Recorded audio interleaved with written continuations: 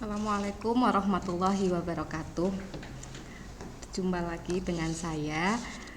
Setelah kemarin kita mempelajari sifat koligatif larutan, hari ini saya akan membahas tentang sifat koligatif larutan, tapi untuk larutan yang elektrolit.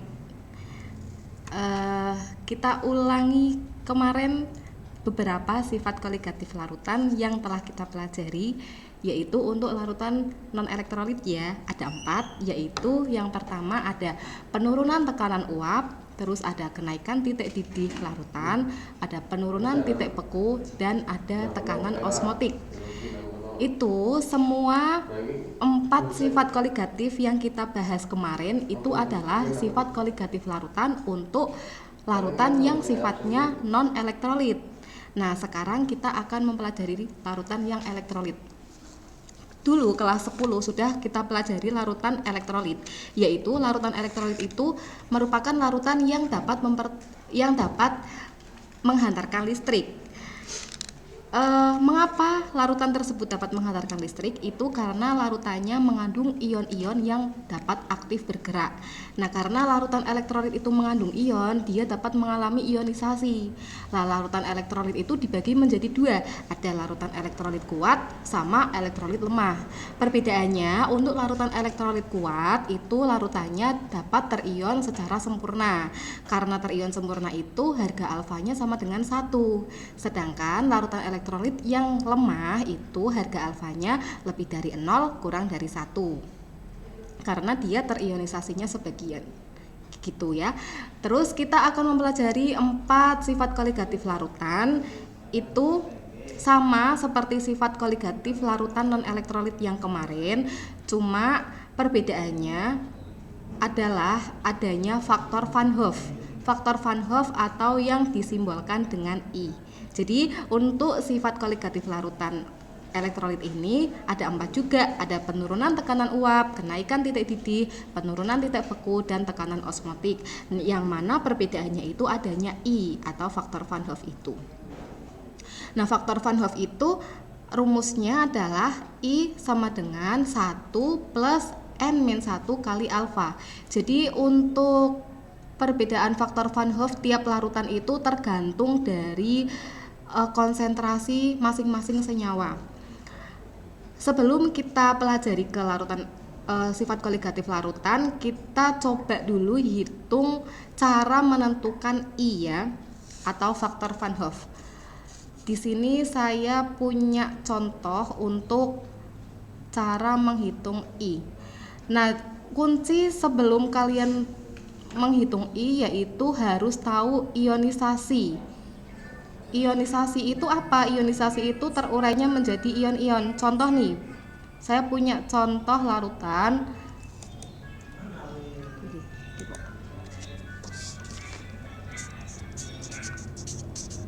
Ada larutan NaCl, dia ketika terion itu akan membentuk ion positif dan ion negatif, yaitu ion NaCl dan ion Cl-. Nah, ini Na-nya itu jumlahnya yaitu 1, Cl- ion negatifnya 1, sehingga ini jumlah N-nya sama dengan 2. Jadi untuk menentukan I harus tahu jumlah ion dari larutan tersebut ya. Contoh lagi, misalkan ada H2SO4. Nah, H2SO4 kalau terion ini menjadi 2H+ dan SO4 2-. Di sini jumlah ionnya H+-nya ada 2, SO4 2-, jumlah ionnya 1. Berarti total dari jumlah ion H2SO4 itu ada 3. Saya harap bisa ya untuk menentukan jumlah ion seperti itu. Jumlah ion ini penting untuk menghitung I. Kalau tidak bisa mengionkan, tidak bisa menghitung I, jadi nggak bisa menentukan menghitung dari sifat koligatif larutannya karena I-nya salah kalau ionisasinya salah.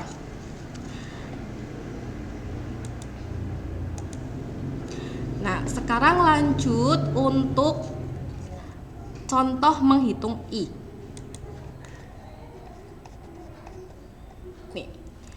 Contoh soal nomor 1. Suatu larutan ALOH 3 kali terionisasi 80%. Berapa nilai I-nya? Itu pertanyaannya. Nilai 80% itu adalah nilai alfa. Jadi alfa itu adalah derajat ionisasi. Untuk setiap larutan harga alfanya itu tidak sama ya, tergantung di soal. Misalkan di soal 80% itu sama aja 0,8. Kita hitung coba yang nilai I dari larutan ALOH 3 kali yang terion 80%. Kita hitung bareng ya.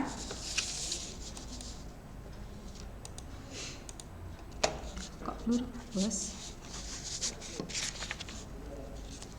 Di sini diketahui ALOH 3 kali harus diionkan terlebih dahulu. ALOH 3 kali itu kalau terionisasi menjadi apa?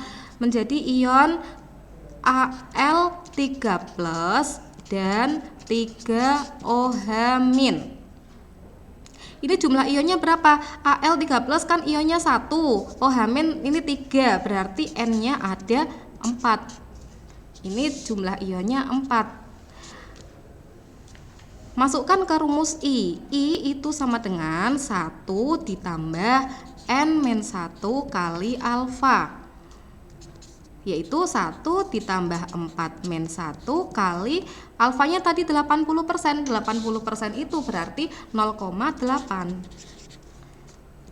1 ditambah 3 kali 0,8 sama dengan 1 ditambah 2,4 sama dengan 3,4.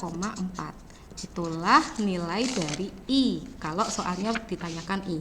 Tapi kalau untuk sifat koligatif larutan ini nggak pernah soal ditanyakan I. Yang ditanyakan itu adalah berapa sih penurunan titik bekunya, berapa kenaikan titik didihnya, kayak gitu. Tapi kuncinya harus ngitung I-nya dulu ini, begitu ya. Bisa dipahami? Kalau bisa dipahami, kita contoh untuk soal kenaikan titik didih dan penurunan titik beku.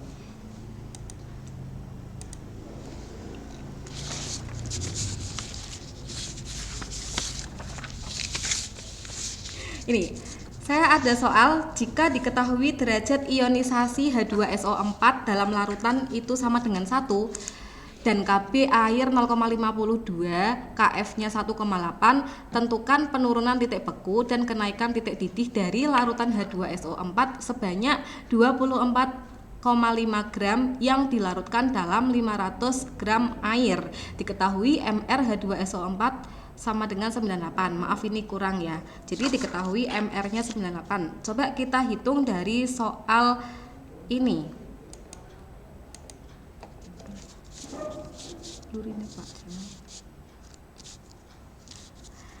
Kita tulis dulu diketahui alfa sama dengan 1. Kemudian ada Kb sama dengan 0,52. Terus Kf sama dengan 1,86, terus gram dari H2SO4-nya yaitu 24,5 gram dilarutkan dalam air sebanyak 500, berarti itu adalah P. P dari air atau massa pelarut sebanyak 500 gram. Terus MR-nya diketahui MR dari H2SO4 yaitu 98. Yang ditanyakan itu delta TB atau kenaikan titik didih dan delta TF atau penurunan titik beku.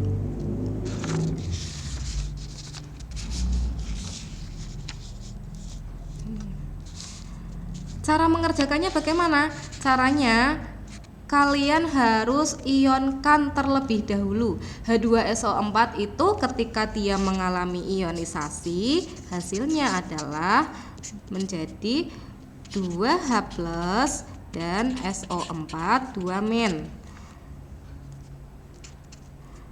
berarti jumlah N-nya ada 3. Kalau jumlah N-nya ada 3, bisa untuk menghitung I-nya. I tadi sudah kita pelajari bahwa I itu adalah 1 plus N-1 kali alfa, sama dengan 1 ditambah 3 min 1, alfanya diketahui 1 ya, jadi sama dengan 1 ditambah 2 sama dengan 3. I-nya 3, jadi karena H2SO4 itu alfanya sama dengan 1, dia sifatnya elektrolit kuat, maka jumlah N itu sama dengan I, tanpa dihitung pun harusnya sudah ketemu, seperti itu. Lalu cara selanjutnya yaitu menentukan delta TB dan delta TF. Dari soal yang ada, masukkan ke delta TB. Kita hitung kenaikan titik didih dulu ya. Kenaikan titik didih itu rumusnya M kali KB kali I. Itu untuk larutan yang sifatnya elektrolit, harus ada I-nya. Kalau yang kemarin kita pelajari nggak pakai I. M itu molalitas, sudah pertemuan pertama juga kita sudah bahas, yaitu rumusnya gram per mr kali 1000 per P kali KB kali I. Tadi gramnya ketemu 24,5, mr-nya 98 kali 1000 per 500 kali KB-nya tadi diketahui di soal yaitu 0,52, I-nya 3. Kita hitung 1000 bagi 500 2. Ini 24,5 bagi 98, ini 4. Ini coret-coret, ini 2, sehingga sisa 0,52 kali 3 dibagi 2 sama dengan 0,78 derajat Celcius. Ini delta TB-nya. Sampai sini bisa dipahami ya. Jadi perbedaannya dengan larutan non elektrolit yang kemarin itu hanya di I-nya saja. Kalau bisa menentukan ionisasinya, bisa menentukan jumlah N atau jumlah ion, terus bisa menghitung I. Sampai sini sudah paham? Kalau sudah paham, kita lanjut untuk penentuan delta TF atau penurunan titik beku.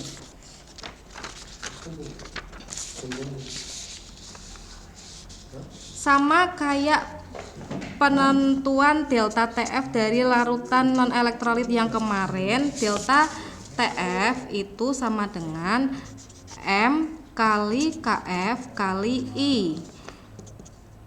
Sama kan tadi masanya yang dipakai, karena larutannya sama ya massa yang dipakai juga sama.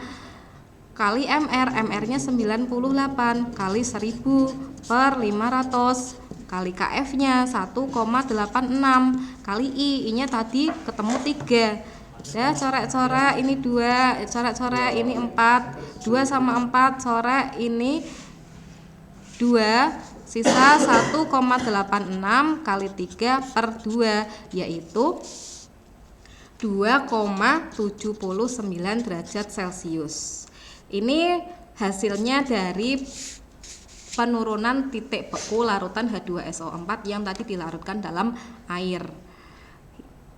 Yang delta TB tadi ketemu 0,78, yang delta TF ketemu 2,79.